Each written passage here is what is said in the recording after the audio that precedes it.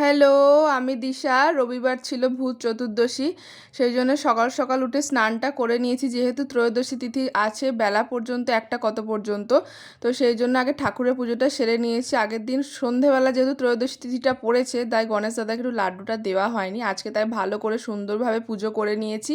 আর এদিকে গিয়ে দেখি মা এখানে 14 শাক তুলে এনেছে, বাছাবাছি করছে। প্রতি বছর আমাদের ভূত চতুর্দশী দিন 14 শাক হয় বাড়িতে। আর আমি এখানে একটু লাল লাল করে চিকেন রান্না করেছি, আর ঝাল ঝাল করেও করেছি। শরীরটা আমার কদিন ধরে খুব খারাপ, প্রচণ্ড গলায় ব্যথা, সর্দি কাশি জ্বর এইসব হয়েছে। তো যাই হোক, দুপুরবেলা খেতে বসেছি, আর 14 শাক ভাজাটা খুব ভালো হয়েছিল। আর প্রতিটা ওকেশানে মানে কোনো কিছু পুজো টুজো হলে আমার শরীর খারাপ লেগেই থাকে, কোনো কিছু আর বাদ যায় না। তো যাই হোক, গলার আওয়াজ শুনে তোমরা বুঝতেই পারছো। তো তারপর এখানে বিকেলবেলাতে বাজিগুলো সব রোদে দিয়ে নিয়েছিলাম, যেহেতু বাজি ফাটানোর আগে রোদে দেওয়া একটু ভালো।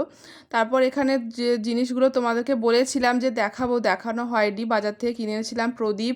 আর এই পিতলের প্রদীপটা আমার খুব পছন্দ হয়েছে, দেখো কি সুন্দর দেখতে হয়েছে। আমার অনেক দিন ধরে এরকম একটা প্রদীপ কেনার ইচ্ছা ছিল।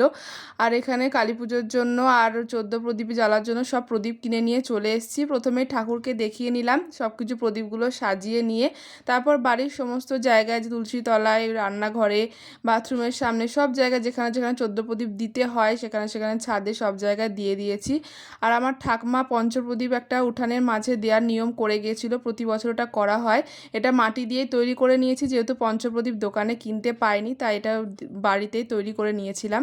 তো আজকে ভিডিওটা কেমন লাগলো তোমরা জানিও, ভালো লাগলে একটা লাইক করে দিও। দেখা হচ্ছে নেক্সট ভিডিওয়ে।